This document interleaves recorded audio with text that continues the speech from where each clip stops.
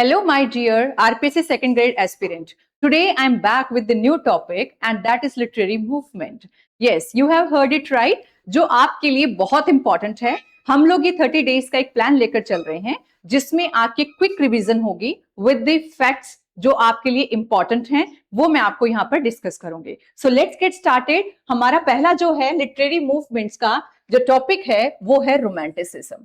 देखिए, रोमांटिसिज्म जो है वो जनरली अगर हम बात करें तो ये शुरू होता है हमारा रोमांटिक एज जो है 1798 से लेकर के 1832 तक लाई करती है.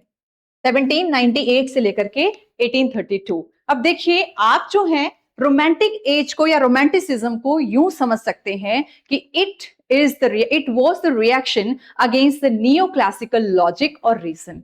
कि ये जो नियो क्लासिकल एज जो ये कहती थी कि अगर आपको इस यूनिवर्स को समझना है तो you have to use your brain, you have to use your mind, कि आपको अपने दिमाग का जो है इस्तेमाल करना है. लेकिन इन्होंने ये बोला, जो रोमांटिक एज वाले जो थे, रोमांटिक जो राइटर्स हैं, उन्होंने ये कहा कि हमें इमोशन से यानी हमारे हार्ट से जो है, हमारे इमोशन से जो है इस दुनिया को समझने की कोशिश करनी है. ना सिर्फ ब्रेन बल्कि हमारा हार्ट भी जो है वो बहुत इंपॉर्टेंट क्रूशियल रोल प्ले करता है. तो आप ये समझ सकते हैं कि it was a reaction against new classical logic and reason.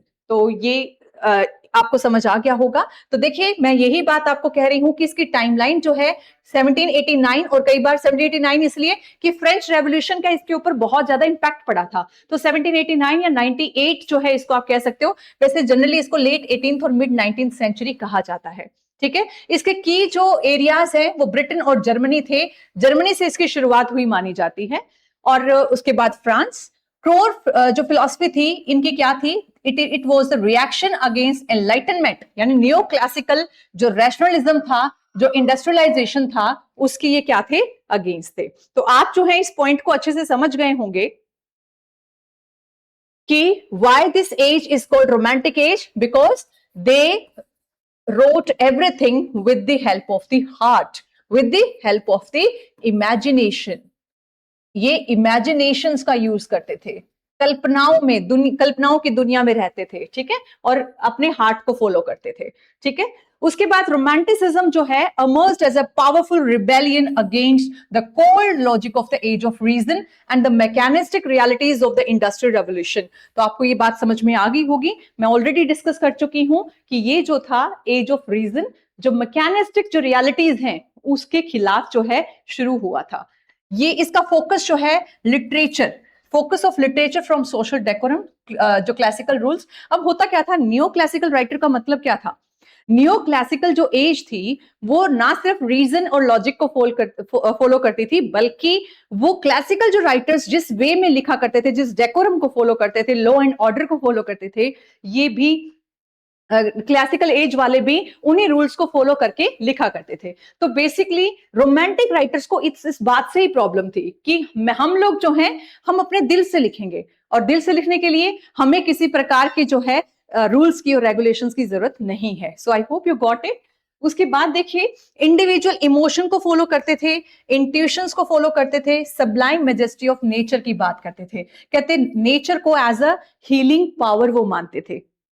Nature उनके लिए मॉरल गाइड के रूप में होती थी. तो आप कह सकते हो कि इनका जो फोकस था वो किस पे था? इंडिविजुअल इमोशन पे रोमांटिक वालों का, इंट्यूशंस पे, यानी वो इमेजिनेशन इंट्यूशंस करते थे पहले से, सब्लाइम मैजेस्टी ऑफ नेचर, यानी वो नेचर को जो है बहुत बड़ा हीलर मानते थे, यानी किसी भी प्रॉब्लम का सॉल्यूशन नेचर के पास है. नेचर को वो जो है something to be scientifically analysed. वो नेचर क्या कहते थे कि नेचर जो है ऐसा नहीं है कि उसको हम साइंटिफिकली एनालाइज कर सकें, बल्कि ये एक लिविंग स्पिरिचुअल फोर्स है जिसके पास हीलिंग पावर है, और ये ह्यूमन सोल को क्या कर सकती है? ये ह्यूमन सोल को एलिवेट कर सकती है. आप समझ रहे हैं मेरी बात? कि देखिए, जो रीजन की बात करेगा, जो लॉजिक की बात करेगा, it means that they will follow objectivity. वो ऑब्जेक्टिविटी को फॉलो करेंगे. यानी ऑब्जेक्टिव क्या होती है? जिसको हम साइंटिफिकली प्रूव कर सके. है ना। लेकिन आपको पता है रोमांटिक एज वाले क्या करते हैं, रोमांटिसिज्म का मतलब ही क्या है कि वो सब्जेक्टिविटी की बात करते हैं। टू मच ऑफ सब्जेक्टिविटी उनकी वर्क्स में हमें देखने को मिलती है। जो उनके इमेजिनेशन में आया, जो उनके हार्ट में आया, वो सब के सब वो अपने वर्क्स में लिख देते थे। यानी कि उनका कहना था कि जो हम लिख रहे हैं, हमारे जो दिल में है, उसको हम प्रूव नहीं कर सकते। That is not scientifically proven. It means वो बात करते थे कि नेचर जो है that is living and spiritual force, जिसके अंदर हीलिंग पावर है, और वो ह्यूमन बींग्स को क्या कर सकती है, एलिवेट कर सकती है। ठीक है, तो आप समझ गए होंगे इस पॉइंट को भी। The movement champion the marginalised glorified childhood innocence. अब आपको ये पॉइंट्स थोड़े से ध्यान रखने हैं कि ये किसकी बात करते हैं, ग्लोरिफाइड चाइल्डहुड की, इनोसेंस की, looked back fondly at medieval chivalry, इसकी बात करते हैं। They broke rigid new classical structures to favour spontaneous passionate expression written in the common language of man. आपको पता है वर्ड्सवर्थ ने क्या कहा है, I use the language that is really used by the man. It means वो common people की लैंग्वेज, उन्हें लगता था कि अगर हम ऐसी लैंग्वेज का यूज करें जो टू मच ऑफ पोएटिक हो, तो वो हर कोई पर्सन उसको समझ नहीं सकता। ठीक है, इसीलिए उन्होंने अपनी लैंग्वेज को क्या रखा, कॉमन जो पीपल जो बोलते हैं उस लैंग्वेज में उन्होंने अपने वर्क्स को लिखा। आप कोई भी वर्क उठा लो, सॉलिटरी रीपर उठा लो इनका, I wonder lonely as a cloud वाली पोम उठा लो इनकी, कोई भी पोम उठा लो, आपको उससे बहुत अच्छे से आइडिया आ जाएगा कि पोम के अंदर क्या गिवन है। तो इन्होंने जो जो न्यो क्लासिकल स्ट्रक्चर्स थे, उनको उन्होंने क्या किया, जो है आप कह सकते हो उसको उन्होंने रिजेक्ट किया। और क्यों किया, क्योंकि ये हार्ट से लिखते थे। इनका कहना था कि अगर जो हमारे थॉट्स दिमाग में आ रहे हैं, अगर हम उनको बैठ जाएं किसी जो है लॉ एंड ऑर्डर डेकोरम के अकॉर्डिंग लिखने में, तो हमारा तो फिर दिमाग ही लगेगा, दिल तो उसमें काम आएगा ही नहीं, हम लिख ही नहीं सकते। तो इन्होंने स्पॉन्टेनियस और पैशनेट एक्सप्रेशन को शो करने के लिए इसका सहारा लिया, यानी किसका, रोमांटिसिज्म का। तो ये रोमांटिक राइटर्स जो हैं वो स्पॉन्टेनियसली पैशनेट एक्सप्रेशंस के साथ लिखते थे without any decorum. Then we have key pillars. अब ये देखिए आपके पास जो है रोमांटिसिज्म से रिलेटेड की पिलर्स एंड फिलॉसफीज की हम बात करते हैं। अभी हमने सेम चीज बात की कि ये बात करते हैं emphasize raw human emotion, imagination over intellectual logic. ठीक है, complete glorification of nature, nature को बहुत ज्यादा ग्लोरीफाई करते हैं, उसको डिवाइन सेंचुरी मानते हैं। Celebration of the individual ego, subjective experience and the noble savage. तो ये बातें आपको ध्यान रखनी है कि ये रो ह्यूमन इमोशन, यानी वो बिल्कुल जो है प्योर ह्यूमन इमोशन, उसमें किसी प्रकार का कोई जो है मिलावट यूज नहीं करते थे। जैसा उन्होंने जो है फील किया अपने जो है इमोशंस के थ्रू, अपने हार्ट के थ्रू, उसको एज इट इज जो है उसको सोच करके, यानी पोइट्री को वो बिल्कुल जो है रो फॉर्म में लिखने की कोशिश करते थे। कोई उसमें जो है डेकोरेशन वो यूज नहीं करते थे। इमेजिनेशन, इंटेलेक्चुअल लॉजिक, यानी इंटेलेक्चुअल लॉजिक की बजाय वो ह्यूमन इमोशन और इमेजिनेशन का इस्तेमाल करते थे। और वो आपको पता है नेचर को बहुत ज्यादा ग्लोरीफाई करते थे, उसको हीलर कह दिया, उसको डिवाइन सेंचुरी कह दिया। तो आप सोच सकते हो कि इससे बड़ा तो क्या ही वो उनको टाइटल देंगे। उसके बाद इसके आपको पता है लेकर्स जनरली जो है विलियम वर्ड्सवर्थ, एस.टी. कॉलरिज, आपको पता है दोनों के दोनों एक साथ मिल करके जो है वर्क्स को लिखते थे। तो विलियम वर्ड्सवर्थ और एस.टी. कॉलरिज जो है launch the movement with lyrical ballads in 1798। ये डेट आपको याद रखनी है। जॉन कीट्स जो हैं वो जाने जाते हैं सेंशुअसनेस के लिए, प्लस जॉन कीट्स की ओड जो है वो भी बहुत ज्यादा फेमस है, आपको पता है। पीबी शैले जो है रेडिकल आइडियलिज्म। अब देखिए पीबी शैले कुछ इस प्रकार के राइटर हैं कि वो अपनी पोइट्री के थ्रू, जैसे आप और टू द वेस्ट विंड को पढ़ेंगे इनकी, ठीक है, तो आपको पता चलेगा कि वो रेडिकल काइंड ऑफ पर्सनैलिटी है। उनके जो है वर्क्स में आपको रेडिकल आइडियाज दिखेंगे। जैसे कि वो कहते हैं कि मेरे जो आइडियाज हैं, वो जो जितने भी आइडियाज उनको तुम स्कैटर कर दो। ठीक है, जैसे कि लीफ, वो कंपेयर करता है अपने आइडियाज को टू द लीव्स, जो डेड लीव्स है, जो ट्री से नीचे गिर चुके हैं और जो एक थोड़ी सी जो है ब्लो ऑफ विंड से ही दूर दूर तक उड़ जाते हैं। तो कहते हैं मेरे आइडियाज को भी आप क्या करो, ऐसे दूर दूर तक फैला दो। तो जो रेडिकल आइडियाज हैं उनकी वो बात कर रहे हैं। वो चाहते हैं कि this changes should be done in the society. Lord Byron, आपको पता है ब्रूडिंग बायरनिक हीरो, अगेन वही एग्जांपल है आपके लॉर्ड बायरन भी इसके अंदर, कि वो भी क्या है, वो जो सोशल नॉर्म्स हैं, जो सोसाइटी की एक्सपेक्टेशंस हैं, उसको बिल्कुल नहीं मानते। यानी जो बायरनिक हीरो है, जैसे एग्जांपल है लॉर्ड बायरन का मैनफ्रेड। मैनफ्रेड जो करेक्टर है वो बायरनिक हीरो का सबसे अच्छा एग्जांपल है। यानी जो इंटेलेक्चुअल है, इंटेलिजेंट है, लेकिन वो सोसाइटी से आउटकास्ट या आउटसाइडर फील करता है और वो जा करके कहा किसी एल्पस पर्वत के ऊपर जो है जाकर के वो रहने लग जाता है, सो दैट वो उस सोसाइटी के बीच में, क्योंकि क्या होता है कि सोसाइटी के बीच में रहेगा तो उसे सोशल एक्सपेक्टेंसी जो है उसको उस पे खरा उतरना पड़ेगा, तो वो चाहता नहीं है और लास्ट में ना उसको हेवन चाहिए ना हेल चाहिए, लास्ट में वो मौत को जो है अपना लेता है, कहता मुझे इस दुनिया में दुनिया से कुछ नहीं चाहिए, मेरे को कोई उम्मीद नहीं इस दुनिया से। और वो जो लॉर्ड बायरन का बायरनिक ब्रूडिंग बायरनिक हीरो है वो रिप्रेजेंट करता है किसको, जो सोशल नॉर्म्स हैं उसको रिजेक्ट करने को। उसके बाद विलियम ब्लेक, आपको पता ही है, लास्ट में विलियम ब्लेक के जो आप वैसे प्री रोमांटिक कहा जाता है, बट इनकी पोएट्री जो है वो भी रोमांटिसिज्म को जो है डिस्क्राइब करती है। इसके बाद देखिए lines composed a few miles about Tintern Abbey, ये वर्ड्सवर्थ का वर्क है। ये लिरिकल बैलेड्स जो है ना उसमें आपको इनके बारे में डिस्क्रिप्शन मिलेगा, ठीक है। The rhyme of the ancient mariner किसने लिखा है, कॉलरिज ने। ऑटो नाइटिंगेल किसका है, कीट्स का। और प्रोमेथियस अनबाउंड किसका है, शैले का। और प्रोमेथियस जो मॉडर्न प्रोमेथियस है वो है इनकी वाइफ मैरी शैले का, जिनको जो है गॉथिक जो इनका वर्क है फ्रैंकेनस्टीन, उनके लिए जाना जाता है। तो आपको ये क्रॉनिकल जो कैनोनिकल जो वर्क्स हैं याद रखने हैं, कौन से, lines composed a few miles about Tintern Abbey किसने लिखा, वर्ड्सवर्थ ने। Rime of the ancient mariner आपको पता है कॉलरिज ने। ऑटो नाइटिंगेल यानी ओड्स के लिए कीट्स, और प्रोमेथियस अनबाउंड है शैले का। सो ये जो है रोमांटिसिज्म से रिलेटेड बातें हमने समझ ली हैं। आई होप यू गॉट दिस। ये सेम बात है, if it values feelings over logic, wild nature over city factories and personal inspiration over classical rules, it is romanticism। यानी आपके सामने मान लीजिए कोई भी वर्क ऑफ आर्ट को आप रीड कर रहे हो, मान लीजिए आप किसी पोएट्री को या किसी जो है वर्क को पढ़ रहे हैं, आपको नहीं पता who has written this work, आपको नहीं पता किसने लिखा है, बट अगर उस वर्क में लॉजिक की बजाय फीलिंग की बात की गई है, सिटी फैक्ट्रीज की बजाय वाइल्ड नेचर को जो है सराहाया गया है, पर्सनल इंस्पिरेशन को जो है इंपॉर्टेंस दी गई है, इट मींस ये आपकी रोमांटिसिज्म है। Okay, you got it. Next very important literary movement we have Gothic literature. Gothic literature जो है इसकी टाइमलाइंस आपको इतना फोकस करने की जरूरत नहीं है। ओरिजिनेटेड अलोंगसाइड विद रोमांटिसिज्म के साथ ही इसका जो है जन्म माना जाता है, और इसकी जो की ज्योग्राफी है वो Britain, Europe and later on इसको अमेरिका में भी ये स्प्रेड हो चुका था। यानी गॉथिक का मतलब होता है जिसमें आपको टेरर या हॉरर, जैसे आप हॉरर मूवीज देखते हैं, तो ऐसे ही जैसे आप पढ़ेंगे एडगर एलन पो की जो है पढ़ेंगे, शॉर्ट स्टोरीज पढ़ेंगे, आपको उसके अंदर जो है गॉथिक जो एलिमेंट है यानी टेरर हॉरर से रिलेटेड जो सीन्स हैं वो आपको मिलेंगे। तो गॉथिक जो है लिटरेचर अपने आप में ही आप कह सकते हो टेरर या हॉरर को रिप्रेजेंट करने वाला जो है कहलाता है। अब देखिए ये क्या होता है, गॉथिक लिटरेचर जो है exploring the dark underbelly of human nature, terror and the supernatural. इसकी कोर फिलॉसफी क्या है, dark underbelly of human nature, terror and the supernatural. तो ये आप जो है Rime of the ancient Mariner को भी आप थोड़ा सा सुपर नेचुरल एलिमेंट्स उसके अंदर यूज किए हैं जो है एस टी कॉलरिज ने, तो उसको भी आप इस कैटेगरी में वैसे रख सकते हैं।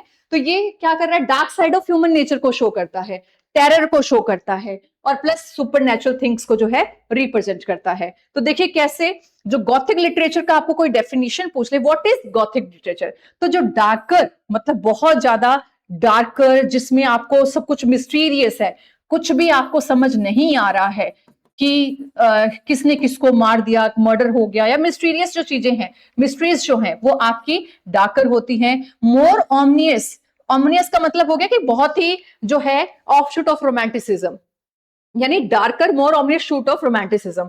जो रोमांटिक एज में आप कह सकते हो बहुत सब्जेक्टिविटी के साथ, बिल्कुल क्रिस्टल क्लियर, बिल्कुल समझने वाली चीजें कि आप इजीली उन चीजों को समझ जाएं, क्लैरिटी के साथ, प्रिसीजन के साथ लिखा जाता था। उसके जस्ट ऑपोजिट जो है वो क्या था, गॉथिक लिटरेचर था, बहुत ही मिस्टीरियस, है ना, जल्दी से आप समझ नहीं पाते उस चीज को कि क्या हो रहा है, ये क्या चल रहा है ना, इस तरीके से। तो इसको कंपेयर किया गया रोमांटिसिज्म के साथ। देखिए while sharing the romantic emphasis on intense emotion की बात करते थे रोमांटिक एज वाले, आपको पता है इमोशन पे काम करते थे। गॉथिक जो राइटर्स हैं वो किस पे करते थे, वो करते थे टेरर पे, हॉरर पे, ड्रेड और अनकैनी, बहुत ही स्ट्रेंज चीजें घटनाएं हो रही हैं, जैसे कि अचानक से दरवाजा खुल रहा है ना, बहुत तेज तेज तूफान आ रहा है। The fall of the house of Usher आपने पढ़ा होगा, वो पूरा का पूरा महल जो है उसके घर के सामने एक लेक सी होती है उसके अंदर ही गिर जाता है ना। वो दोनों भाई बहन जब अपना मतलब पढ़ाई वढ़ाई कर रहे हैं, अचानक से खिड़कियां जो है जोर जोर से वो करने बैंग करने लग जाती हैं। So that's is the uncanny, मतलब स्ट्रेंज स्ट्रेंज जो इंसिडेंट्स होते हैं, हॉरर टेरर हमारे अंदर क्रिएट करते हैं, उसको हम क्या कहते हैं, Gothic literature. It often explores theme of ancestral curses. अब इसमें क्या क्या हो सकता है, ये गॉथिक नॉवल जो है इनका थीम क्या क्या हो सकता है, ये एंसेस्ट्रल कर्स, मतलब हो सकता है कोई श्राप मिला हो उनको अपने पूर्वजों से, साइकोलॉजिकल डीके, मैडनेस, है ना, fall of the house of Usher में यही है, साइकोलॉजिकल डीके, मैडनेस, है ना, और the boundaries between life and death. तो उसमें भी आपको ऐसा ही कुछ मिलेगा कि जो fall of the house of Usher है, ड्यू टू सम कर्स उनका जो है फॉल हुआ है ना। तो ये जो है आपको थीम याद रखना है। ये पूछा जा सकता है गॉथिक लिटरेचर के बारे में कि गॉथिक लिटरेचर जो है वो गॉथिक है तो वो क्यों है, तो आपको ये सारे थीम्स पता होने चाहिए और एक उनका जो है फोकस किस पे होता है ये पता होना चाहिए।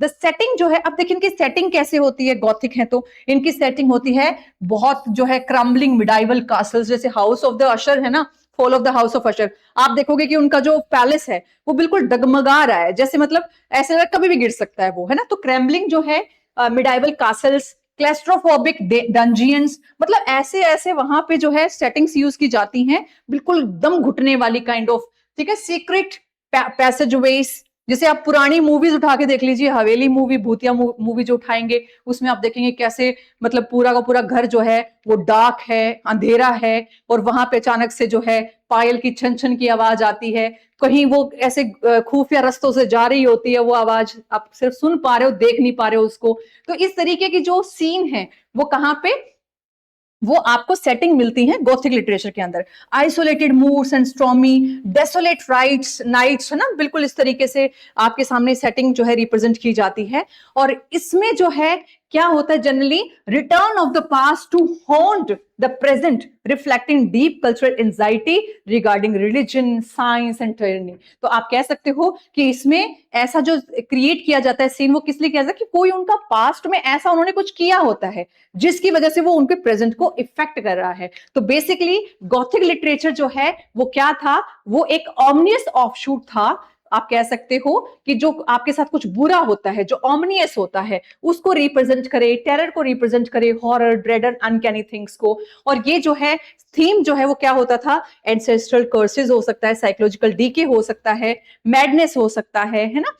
तो आप समझ गए होंगे इसकी सेटिंग्स भी, क्रम्बलिंग मिडाइवल कासल्स होते हैं, क्लेस्ट्रोफोबिक डंजियंस होते हैं, सीक्रेट पैसेज होते हैं, आइसोलेटेड मूड्स होते हैं, स्टॉर्मी, डेसोलेट नाइट्स। ये सारे के सारे पॉइंट मैं इंग्लिश टू इंग्लिश इसलिए बोल रही हूँ क्योंकि आपका जो मिलेगा आपको क्वेश्चन, वो आपको इसी लैंग्वेज में मिलेगा क्योंकि ऑथेंटिक सोर्स से लिए गए डेटा है, ठीक है, फैक्ट्स हैं। तो आपको इन फैक्ट्स को एज इट इज थोड़ा सा ध्यान रखना है।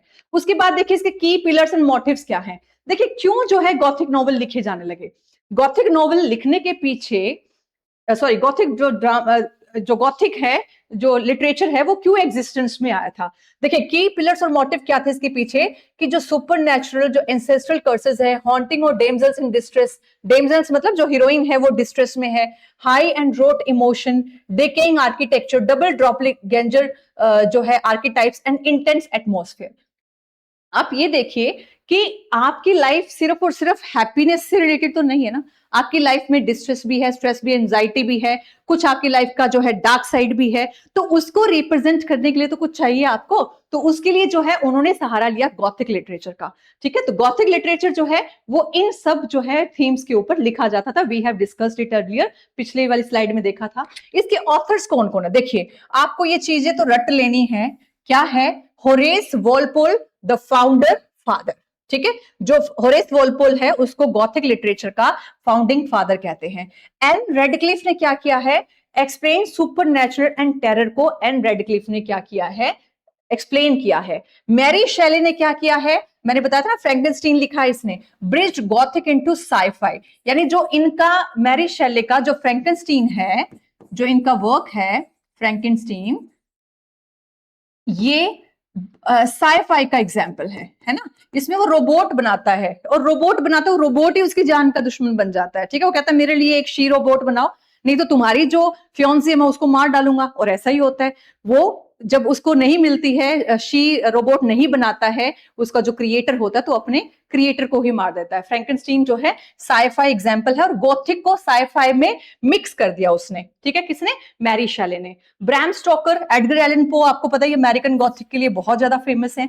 तो आपको जो है इन वर्क्स को और इन राइटर्स को याद रखना है कि ये राइटर्स क्या, आपसे पूछा जा सकता है आरपीएससी सेकंड ग्रेड में कि which one of the following is not belong to Gothic literature. तो आपको 4 में से एक ऐसा बताना है कि जो नहीं बिलोंग करता। तो आपको ये राइटर्स के नाम ध्यान रखने हैं जो गॉथिक लिटरेचर से बिलोंग करते हैं। अब वर्क देखिए, मिलाने में आया था एक क्वेश्चन कि आपको मैच करना था, तो मैच में देखिए कासल ऑफ और ट्रेंटो किसका वर्क है? वॉलपोल का, होरेस वॉलपोल का, जो 1764 में आया था। मिस्ट्री ऑफ उडोल्फो किसका है? बहुत इंपॉर्टेंट है, एन रेडक्लिफ का। किसका है? एन रेडक्लिफ का। फ्रैंकेनस्टीन जो है आपको भी बताया मैंने, डेट्स भी याद रख लेना भाई इनकी, मैरी शेले का।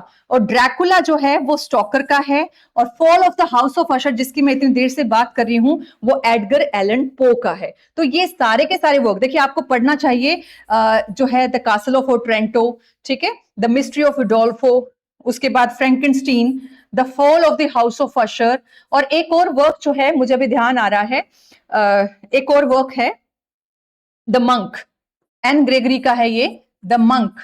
ये भी आपको पढ़ने चाहिए, ठीक है। ये जो मैंने अभी स्टार किए हैं, स्टार मार्क किए हैं, you should read the summary from the lit chart. Lit chart से भी आप पढ़ सकते हो, स्पार्क नोट से भी पढ़ सकते हो। आप एक जनरल आइडिया ले सकते हो कि कासल ऑफ ओट्रेंटो जनरली तो क्या है, इसकी डेट्स के ऊपर इसको मैचिंग करने में भी आ सकता है, कौन से वर्क किस राइटर ने लिखा है और किस जॉनरा से बिलोंग करता है, ये भी आ सकता है।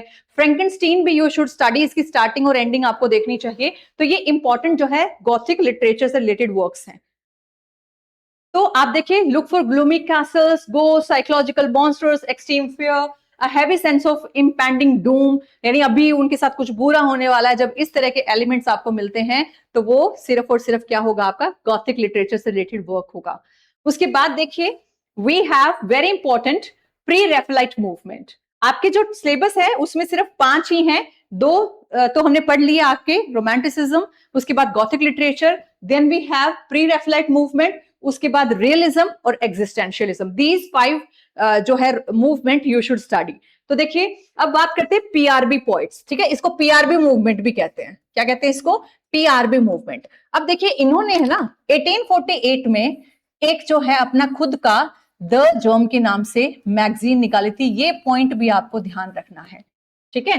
तो प्री रैफेलाइट मूवमेंट जो है ये 1848 में जो है क्या हुआ था, आपका फॉर्म हुआ था इंग्लैंड के अंदर। और इसका क्या था? Return to detailed, bright and sincere art before Rafale.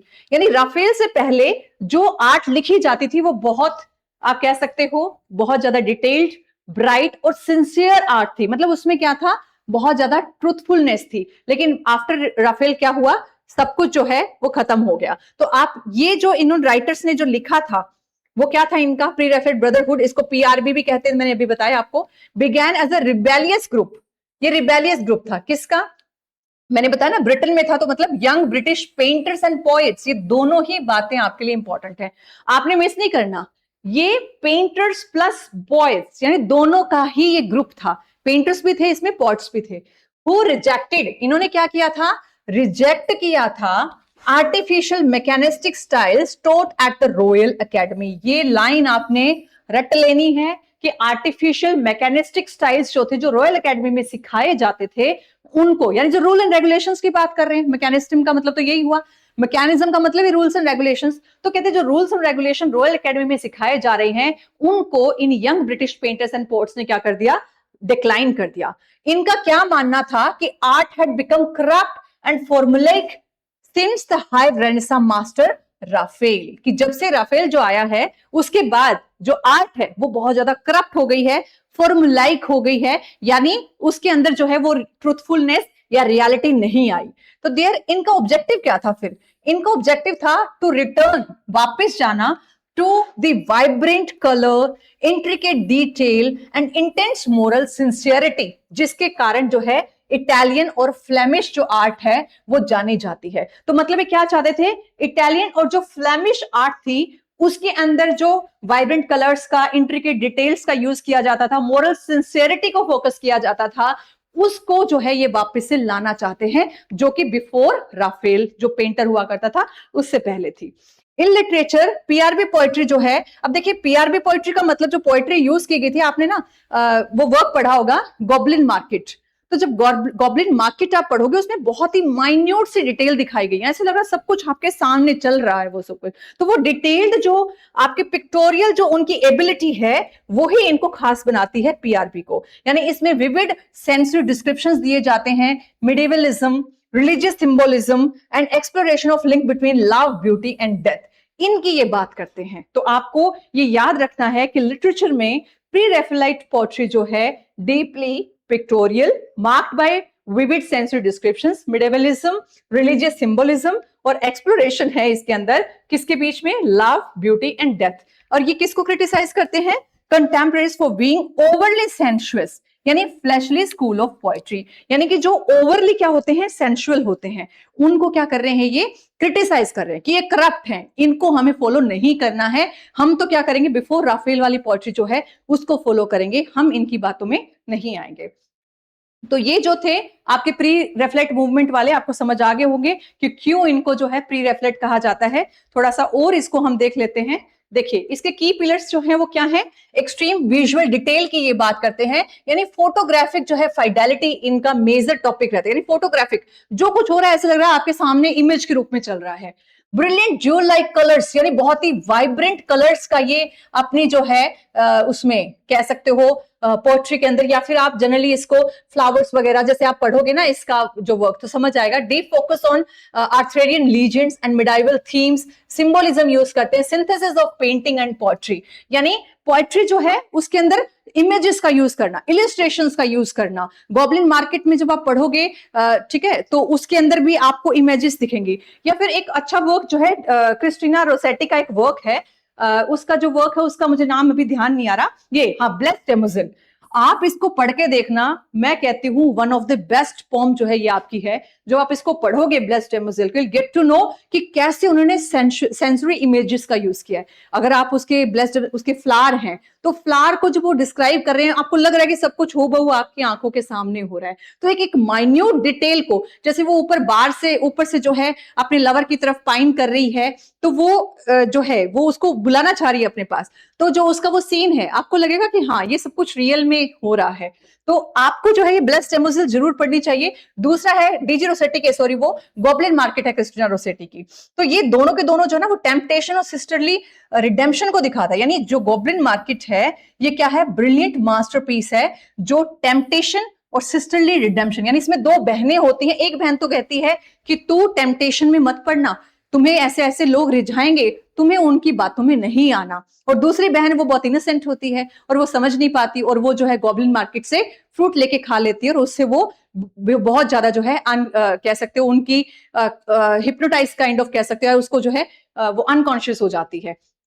तो ये पढ़ना चाहिए आपको दोनों वर्क। देखिए मेजर फिगर्स क्या है, डीजी रोसेटी, इसमें क्वेश्चन आया था कि पीआरबी पोएट्स में कौन सा शामिल नहीं है, तो आपको ये याद रखने भाई, डीजी रोसेटी है, क्रिस्टीना रोसेटी है, ठीक है, और उसके बाद विलियम मॉरिस और एल्गिरन चार्ल्स स्विनबर्न, यानी एसी स्विनबर्न, एसी स्विनबर्न, ठीक है। ये जो है सारे के सारे आपके पीआरबी पॉइंट्स हैं और इनको आपने अच्छे से लर्न करना है। और ये दो वर्क यू शुड स्टडी, कौन कौन से हैं आपके, एक तो ब्लेस्ड डेमोजेल ये पढ़नी है और गॉबलिन मार्केट आपको पढ़नी है। तो if the poem reads exactly like a highly detailed colourful medieval painting, है ना, filled with symbols of love and spiritual यानी, तो मैंने अभी बताया ना कि इसमें जो ब्लेस्ड डेमोजेल है वो जो है स्पिरिचुअल यानिंग कर रही है या फिर लव के लिए जो है वो पाइन कर रही है। तो आप समझ सकते हैं कि जिसमें माइन्यूट डिटेल को हाईली जो है कलरफुल वे में हाईली डिटेल को जो है शो किया गया, कलरफुल जो है वाइब्रेंट कलर्स का यूज किया गया है, मिडाइवल पेंटिंग को जो है यूज किया गया है, दैट मीन्स वो आपकी क्या है, पीआरबी पोएट्री है, यानी प्री रेफेलाइट, रफेल से पहले की जो पोएट्री है वो वाली पोएट्री है। तो आई होप ये आपको समझ में आ गए होंगे, हमने डिस्कस किए हैं इनके बारे में। तो ये आपके एग्जाम पॉइंट ऑफ व्यू से बहुत इंपॉर्टेंट है। Very important, realism. अब देखिए रियलिज्म क्या होता है, रियलिज्म का मतलब कि आपके सामने आपने कुछ भी देखा, और उसको आपने बिना किसी जो है किसी आप कह सकते हो बिना किसी जो है कोटिंग किए हुए, है ना, कुछ भी आप उसके अंदर जो है कोई शुगर कोटिंग नहीं कर रहे, आप डायरेक्टली हूबहू बहू उस चीज को प्रेजेंट कर रहे हो, चाहे वो कितनी भी जो है बुरी लगे, कितनी भी रॉ फॉर्म में क्यों ना हो। यानी जो फैक्ट्स या डेटा आप रॉ फॉर्म में जो है प्रेजेंट करते हो वो रियलिज्म है। यानी सोसाइटी को जैसी वो है उसको हूबहू बहू प्रेजेंट करना इज कॉल्ड रियलिज्म। तो आप जो है इसको ध्यान रखेंगे, मिड लेट 19th सेंचुरी से जो है इसका टाइम पीरियड माना जाता है। फ्रांस, रशिया एंड ब्रिटेन जो है इसके, और अमेरिका, ये आपको ज्यादा फोकस नहीं करना इन चीजों की, आपको याद रखना ही रखना है, but you should go through these points also. Core philosophy क्या थी? Objective representation of contemporary life, objective representation करना कंटेम्प्रेरी लाइफ का, स्ट्रिपिंग अवे रोमांटिक आइडियलाइजेशन, क्योंकि रोमांटिक्स क्या थे? टू मच ऑफ सब्जेक्टिविटी पे बिलीव करते थे, लेकिन रियलिज्म वाले ऑब्जेक्टिविटी पे फोकस रहते थे। तो आपको रखना है कि स्ट्रिपिंग अवे का मतलब बिल्कुल जो है रोमांटिक आइडियलाइजेशन का कर देना, बिल्कुल परे कर देना, और ऑब्जेक्टिव रिप्रेजेंटेशन को जो है फोकस करना, इनका कोर आइडिया था। रियलिज्म क्या था? डायरेक्ट बैकलैश था against emotional excesses and idealised worlds of romanticism. तो आपको पता है कोई भी चीज जब आती है, जैसे नियो क्लासिकल रीजन को तो कौन रिबेलियस, कौन जो है अगेंस्ट जा रहा था? उनके रोमांटिक वाले। अब रोमांटिक वाले टू मच ऑफ सब्जेक्टिव हो गए, तो कोई आएगा ना इनको भी जो है इनके अगेंस्ट बोलने के लिए, तो इनके अगेंस्ट बोलने के लिए रियलिज्म वाले आए। Influenced by the rise of journalism, photography, and scientific observation, realist writers sought to depict life exactly as it was. जैसी लाइफ है उसको वैसे जो है शो करना, विदाउट शुगर कोटिंग और मोरलाइजिंग, मतलब उसमें कुछ भी शुगर कोट नहीं करना, कुछ भी मोरलाइजिंग नहीं करना, जैसे है उसको हूबहू प्रेजेंट करना थ्रू देयर वर्क्स। अब देखिए, the movement shifted literary focus away from Kings. अब पहले जैसे आपने देखा शेक्सपियर के टाइम में कि उनका जो फोकस था वो किंग था, नाइट्स था, सुपर नेचुरल एंटाइटीज थी, उसकी जगह अब किसने ले ली थी? उसकी जगह अब मिडिल और लोअर क्लास ने ले ली। तो ये भी आपको जो है बताना है, यानी सब कुछ अच्छा अच्छा नहीं है, हर कोई राजा नहीं है दुनिया में, यहाँ पे लोअर और मिडिल क्लास के लोग भी एग्जिस्ट करते हैं भाई। तो ये रियलिज्म वालों ने हमें बताया कि लोअर एंड मिडिल क्लास लोग भी हैं इस दुनिया में, ठीक है। Realist paid meticulous attention to the mundane details of daily existence, यानी जो जो रोजमर्रा के जो आपके कह सकते हो प्रॉब्लम्स है, जैसे इकोनॉमिक स्ट्रगल्स हैं, रोजमर्रा की जो मुसीबतें हैं, सोशल हिपोक्रेसी है, फैमिली डायनामिक्स है, फैक्ट्री लाइफ है, उसको रिप्रेजेंट करते हैं। इसका सबसे अच्छा एग्जाम्पल है चार्ल्स डिकिंस के वर्क्स, चार्ल्स डिकिंस के नॉवेल्स। कोई भी नॉवेल उठा लीजिए आप, द ग्रेट एक्सपेक्टेशंस उठा लीजिए, ठीक है, कोई भी वर्क उठा लीजिए इनका, हार्ड टाइम्स उठा लीजिए, आपको उसके अंदर जो है ये सारे के सारे एलिमेंट्स मिलेंगे। That means Charles Dickens belongs to realism, और वो सोशल रियलिज्म की बात करते हैं। दीज आर दी टर्म्स जो कि सोशल रियलिज्म को रिप्रेजेंट कर रही हैं, ठीक है। सोशल जो समाज में जो कुछ हो रहा है उसको अपने वर्क्स के थ्रू हूबहू रिप्रेजेंट करना इज कॉल्ड सोशल रियलिज्म, जिसके लिए कौन जाने जाते हैं? चार्ल्स डिकेंस जाने जाते हैं। Character development became Paramount. इसके अंदर क्या होता था? कैरेक्टर का जो डेवलपमेंट है उसको सुप्रीम माना जाता था, जिसको driven by complex flawed psychology rather than clear cut heroism. यानी जैसा है वैसा ही कैरेक्टर का डेवलपमेंट दिखाया जाता है, ये नहीं कि वो बहुत लेजेंडरी है, बहुत हीरोइक है, बहुत ज्यादा ग्लोरीफाई करना उसको, नहीं, ये बिल्कुल जो है सटल, बिल्कुल रो फॉर्म में जो है अपने कैरेक्टर्स का डेवलपमेंट दिखाते थे। आप चार्ल्स डिकेंस का कोई भी वर्क उठा लेंगे, you will get to know कि बहुत सिंपल सा उसका कैरेक्टराइजेशन जो है वो रहता है, और जो सोशल रियलिज्म को रिप्रेजेंट करता है। अब देखिए कि जो इसके फिगर्स हैं वो देखिए, वर्सिमिलिट्यूड। वर्सिमिलिट्यूड क्या होता है? Truth to life. यानी जो की पिलर्स एंड टेक्निक्स क्या है कि वर्सिमिलिट्यूड, यानी कि रियलिज्म में क्या होता है? सबसे इंपॉर्टेंट पॉइंट वर्सिमिलिट्यूड होता है, यानी ये ट्रूथफुल रहते हैं टू द लाइफ, ये लाइफ के जो है वैसे की वैसे उसको ट्रूथनेस के साथ रिप्रेजेंट करते हैं। इनकी ऑब्जेक्टिव टोन होती है, और ये यूज करते हैं वर्नैकुलर एंड रीजनल डायलेक्ट को। ये पॉइंट बहुत इंपॉर्टेंट है, आपको ये 4 लाइनें दे करके पूछ सकते हैं आरपीएससी सेकंड ग्रेड में कि इनमें से कौन सा सही है, ए और बी सही है, ए और डी सही है, ऑल ऑफ द अबव सही है। तो आपको इन्हें बहुत ध्यान से देखना है, because you have only 5 literary movements ना, तो इसलिए डिटेल इंपॉर्टेंट हो जाती है। तो देखिए, verisimilitude, truth to life, objective tone, use of vernacular, जो कॉमन जो क्षेत्रीय बोली है, डायलेक्ट का मतलब होता है बोली, जो क्षेत्रीय बोली है उसको फोकस किया जाता है, यूज किया जाता है। सोशल क्लास एंड एनवायरमेंट को क्या किया जाता है, एम्फेसाइज किया जाता है।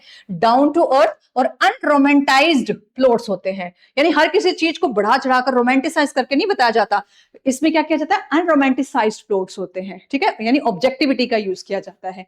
इसके मेजर फिगर्स हैं, सबसे इंपॉर्टेंट है गुस्ताव फ्लॉबर्ट, क्योंकि ये फ्रेंच रियलिज्म का एग्जांपल है और इनको आपने रट लेना है कि गुस्ताव फ्लॉबर्ट जो है, जैसे इनका वर्क है मैडम बोवेरी, ठीक है, ये आपको रीड भी करना है। इन्होंने फ्रेंच रियलिज्म की शुरुआत की थी, किसने, गुस्ताव फ्लॉबर्ट ने, और उनका वर्क है मैडम बोवेरी। उसके बाद लियो टॉल्स्टॉय, आपको पता है फ्योदोर दोस्तोव्स्की और लियो टॉल्स्टॉय, ठीक है, ये रशियन जायंट्स हैं, रियलिज्म के लिए जाने जाते हैं। जॉर्ज इलियट साइकोलॉजिकल रियलिज्म को ब्रिटेन में इन्होंने जो है फेमस किया। चार्ल्स डिकेंस ने जो है सोशल रियलिज्म को इंग्लैंड में किया, और मार्क ट्वेन ने अमेरिकन जो है लिटरेचर में सोशल रियलिज्म को जगह दिलाई। तो आप जो हैं ये नहीं कह सकते सिर्फ एक एरिया तक ही ये स्प्रेड था, जो रियलिज्म जो कॉन्सेप्ट है वो धीरे धीरे, गुस्ताव फ्लॉबर्ट जो है उसने फ्रेंच रियलिज्म में, लियो टॉल्स्टॉय एंड फ्योदोर दोस्तोव्स्की जो है इन्होंने रशियन जो है लिटरेचर में, जॉर्ज इलियट ने ब्रिटेन के अंदर, चार्ल्स डिकेंस ने भी ब्रिटेन के अंदर, और मार्क ट्वेन ने अमेरिका के अंदर जो है इस रियलिज्म को पॉपुलैरिटी दिलाई। So these are the important writers, authors, और इनके वर्क्स हैं जैसे मैडम बोवेरी, आपको पता होना चाहिए, ये रियलिज्म का एग्जाम्पल है। वॉर एंड पीस, टॉल्स्टॉय वही है जिनसे महात्मा गांधी बहुत ज्यादा इंस्पायर्ड थे, War and Peace. Crime and Punishment, you should read these works, Fyodor Dostoevsky का है। और मिडल मार्च, इससे तो क्वेश्चन आना ही आना है, ठीक है, मिडल मार्च जो है जॉर्ज इलियट का। तो मैडम बोवेरी हो गया, वॉर एंड पीस हो गया, क्राइम एंड पनिशमेंट हो गया, और मिडल मार्च हो गया। ये सारे के सारे जो वर्क्स हैं दे show social realism through their writings, ठीक है। अब उसके बाद देखिए आपके पास, आपको पता होना चाहिए रियलिज्म का मतलब कुछ भी मैजिक नहीं हो रहा, no perfect heroes, heroes perfect नहीं है, ना ही कोई ड्रामेटिक ट्विस्ट हो रहा है, just harsh, gritty and the accurate realities of everyday middle class और वर्किंग क्लास सर्वाइवल। यानी अपने वर्क्स में किसकी बात करते हैं, ये बात करते हैं मिडिल क्लास और वर्किंग क्लास के सर्वाइवल की, कि कैसे वो रोजमर्रा की जिंदगी में जो है स्ट्रगल कर रहे हैं, इकोनॉमिकल जो है स्ट्रगल कर रहे हैं, आप कैसे सोशल स्ट्रगल कर रहे हैं। तो इस प्रकार से जो है अपने वर्क्स के थ्रू इन्होंने रिप्रेजेंट किया है सोसाइटी को as it is, without any sugar coating. Last but not the least, very important, वो है आपका एग्जिस्टेंशियलिज्म। आपको पता होना चाहिए वर्ल्ड वॉर 2 जब हुआ था हमारा अराउंड 1939 से 1945 तक, यानी वर्ल्ड वॉर हुआ हमारा शुरू 1939 और 45, these were the destructive years. आप सोच सकते हो कि इतने सालों तक जब वॉर चला तो क्या बचा होगा लोगों की, यानी पहले ही वो वर्ल्ड वॉर को झेल चुके थे। वर्ल्ड वॉर 1 आपका 1914 से 1918 में हुआ था, तो पहले उन्होंने 1914 से 18 तक जो है वॉर को सह करके, और उसके बाद 38 तक लगभग वो शांति से जी रहे थे, और अचानक से 39 में, यानी वो भूले थे थोड़ा सा अपने गम को, 14 से 18 में जब हुआ था 1918 तक। तो अब जो है 1939 में फिर से वर्ल्ड वॉर 2 हो गया, तो आप उनका मेंटल ट्रोमा जो है वो अंदाजा नहीं लगा सकते कैसा था। तो वर्ल्ड वॉर 2 जो है वो इसके आप कह सकते हो एग्जिस्टेंशियलिज्म जो टर्म है उसके कॉइन होने के पीछे का मेन रीजन था। लोग जो हैं वो समझ नहीं पा रहे थे कि what to do with their lives. उन्हें लगने लगा था कि लाइफ इज मीनिंगलेस, लाइफ का कोई भी मीनिंग नहीं है, हमें कुछ नहीं करना, पता नहीं कब मौत आ जाए, कब हमारे ऊपर जो है अटैक हो जाए, कब वॉर स्टार्ट हो जाए दोबारा से, मतलब थर्ड टाइम। तो वो लोग जो है वो मीनिंग ढूंढने लगे थे और उन्हें मीनिंग मिल ही नहीं रहा था। इट मीन्स अब्सर्डिटी आ चुकी थी सोसाइटी के अंदर। तो ये कह सकते हैं existence precedes essence, humans must force their own meaning, कि एग्जिस्टेंस प्रीसीड्स एसेंस, कि एग्जिस्टेंस जो है वो एसेंस, यानी एसेंस से पहले क्या आती है, एग्जिस्टेंस। तो ये ह्यूमन को जो है इसे खुद ढूंढना है, अपना मीनिंग जो है वो खुद ढूंढना है। अब देखिए एग्जिस्टेंस प्रीसीड्स एसेंस, इसका आपको मुझे कमेंट सेक्शन में मीनिंग बताना, it is very important. Next class में मैं जरूर आपके साथ डिस्कस करूंगी। पहले इसको आपको एग्जिस्टेंस प्रीसीड्स एसेंस जो आपका एग्जिस्टेंशियलिज्म से रिलेटेड है, इस वाली फ्रेज को मैं जरूर जो है क्लोज को जो है जरूर मैं आपके साथ डिस्कस करूंगी, बट इसका मीनिंग पहले आपको मुझे कमेंट सेक्शन में बताना है कि what is the meaning of existence precedes essence. ठीक है, humans must force their own meaning, कि इंसान को क्या करना होगा, अपना खुद का मीनिंग खुद फोर्स करना होगा। एग्जिस्टेंशियलिज्म क्या है, अब आपको समझ जाना चाहिए इसको, वैसे अभी आपको आइडिया लग ही गया होगा कि what does it mean. Existentialism is both a philosophical literary movement था, जो किसके था, रिस्पॉन्डेड डिवास्टेटिंग ट्रॉमा। अभी मैंने बताया कि जो डिजास्ट्रस जो ट्रॉमा था वर्ल्ड वॉर 2 का, उसके बारे में था। इसमें क्या हुआ था, डिक्लाइन ऑफ रिलीजियस फेथ हो गया था, डिह्यूमनाइजिंग इफेक्ट ऑफ मॉडर्न ब्यूरोक्रेसी, यानी जो उस टाइम के जो ब्यूरोक्रेट्स थे उनके डिह्यूमनाइजिंग इफेक्ट्स, मतलब उनको नहीं समझ में आ रहा था, उन्हें लग रहा था कोई कुछ नहीं करने वाला हमारे लिए, हमें खुद जो है अपना मीनिंग ढूंढना है लाइफ का, कि हम क्यों हैं यहाँ पे। इसका जो है कॉर्नरस्टोन क्या था, कि humans are born into indifferent absurd universe without inherent meaning. ये इंपॉर्टेंट है भाई, अगर आपके सामने लाइन आ जाए कि ह्यूमंस जो है उनका जन्म इनडिफरेंट अब्सर्ड यूनिवर्स में हुआ है जिसका कोई अपना मीनिंग नहीं है, डिवाइन ब्लूप्रिंट, ठीक है, ना ही कोई डिवाइन ब्लूप्रिंट। ठीक है, तो therefore it is entirely up to the individual. इसीलिए मतलब कोई भी डिवाइन ब्लूप्रिंट यानी कोई भी मसीहा नहीं आएगा उनको बचाने के लिए, उनके साथ जो होना है वो उनके जो है स्टेक पे होगा। तो इन्होंने जो है ये माना कि individual to define their own purpose through action and choices, कि अब क्या करना होगा, इंसान को ही यानी इंडिविजुअल यानी प्रत्येक व्यक्ति को, यानी इंसान को खुद ही जो है अपना पर्पस ढूंढना होगा और उसके अकॉर्डिंग अपनी एक्शन और चॉइसेस को लेना होगा। This radical freedom breeds profound anxiety. अब देखिए, इंसान को तो पता चल गया कि तुम्हें तुम्हारा सहारा खुद ही बनना है, अब उन्हें तो नहीं पता ना कि कैसे बनना है ना, they do not aware of these things. तो उनके अंदर क्या आया, anxiety, alienation and sense of dread. Dread मतलब हो गया कि दूसरों के प्रति आप एंगस्ट की, एंग्रीनेस, इस तरीके से। और existential literature explores characters grappling with isolation, inevitability of death, यानी कभी भी उनको मौत आ सकती है,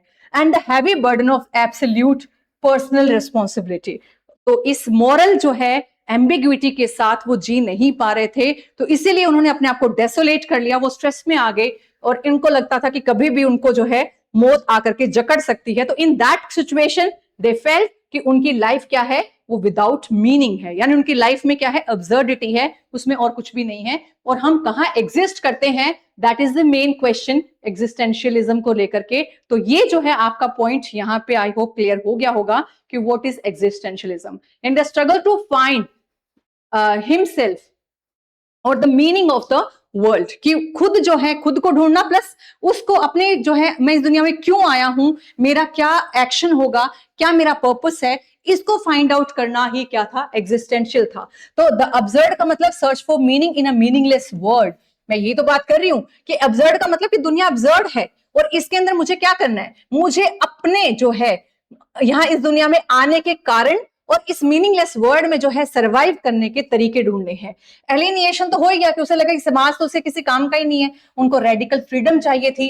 बैड फेथ था उनको किसी पे विश्वास नहीं था, उनके अंदर एंगर था और ऑथेंटिक लिविंग थी। तो आप कह सकते हो कि ये अगर आपको टर्म्स मिलते हैं, इट मीन से किसको रिप्रेजेंट करती हैं, एग्जिस्टेंशियलिज्म को। इसका सबसे बड़ा जो मेजर जो आप कह सकते हो ऑथर है वो जीन पॉल सार्टर है। इनको जो है फिलोसफिकल स्पेयर हेड कहा जाता है। एल्बर्ट कामू जो है इनको थ्योरिस्ट ऑफ द अब्सर्ड कहा जाता है। फ्रेंच काफ्का आपको पता ही है, प्रोटो एग्जिस्टेंशियलिस्ट जो है अब्सर्डिटी के लिए, और Fyodor Dostoevsky and Samuel Beckett, इन दोनों को ही आपने याद रखना है। स्ट्रेंजर किसका है, ये वर्क आपको पढ़ने चाहिए। द स्ट्रेंजर अगर आपसे पूछा जाए, न्यूजिया, द मेटामॉर्फोसिस बहुत अच्छा है, द वेटिंग फॉर गोदो, ये चार वर्क जो है ये किसके एग्जाम्पल हैं, एग्जिस्टेंशियलिज्म। किसके एग्जाम्पल हैं ये, एग्जिस्टेंशियलिज्म। तो आपको ध्यान रखना है एल्बर्ट कामू का कौन सा वर्क, ये आपको पूछे जा सकते हैं, एक साइड वर्क का नेम और दूसरे साइड राइटर का नेम, और उनको मैच करना। तो आपको पता होना चाहिए स्ट्रेंजर किसने लिखा, एल्बर्ट कामू। न्यूजिया किसने लिखा, जीन पॉल सार्टर। मेटामॉर्फोसिस किसका है, फ्रेंच काफ्का। और वेटिंग फॉर गोदो किसका है, सैमुअल बेकेट का। So these are the 4 works written by 4 writers. तो आपको पता होनी चाहिए, और इनको आपको देखिए कम से कम आपको मेटामॉर्फोसिस काफ्का का और वेटिंग फॉर गोदो तो स्टडी करना चाहिए। स्पार्क नोट्स या लिट चार्ट से आप इनकी स्टडी कर सकते हैं। Then we have, if the text centers on a crushing sense of isolation, pointlessness of routine and the terrifying responsibility of making your own meaning, इसका मतलब आप उस टेक्स्ट को पढ़ रहे हो, टेक्स्ट किसके ऊपर बेस्ड है, वो एग्जिस्टेंशियलिज्म जो है आपका थियरी इसके ऊपर बेस्ड है। So I hope you got the idea about these 5 movements. तो इसके बाद जो है हम नेक्स्ट क्लास में मिलेंगे एक नए टॉपिक के साथ। देखिए, आपको जो है अपने जितने भी टॉपिक्स में कवर करवा रही हूं, उनको जो पॉइंट्स मैं आपको बता रही हूं, आपका खुद का काम, वो आपका होमवर्क रहता है। आपको ईमानदारी से उसे करना चाहिए, सो दैट आप एग्जाम में बाकी बच्चों से थोड़ा अलग हो, और वही जो आपका आप थोड़ा सा एक्स्ट्रा पढ़ेंगे, वही आपको जो है एक मेरिट में ला पाएगा। सो आई होप आप जो है अच्छे से पढ़ाई कर रहे हैं, मेहनत कर रहे हैं, लगे रहिए, आपको सफलता जरूर मिलेगी, ये मेरा विश्वास है। Thank you so much for watching me and keep waiting, wait for me for the next class. Thank you.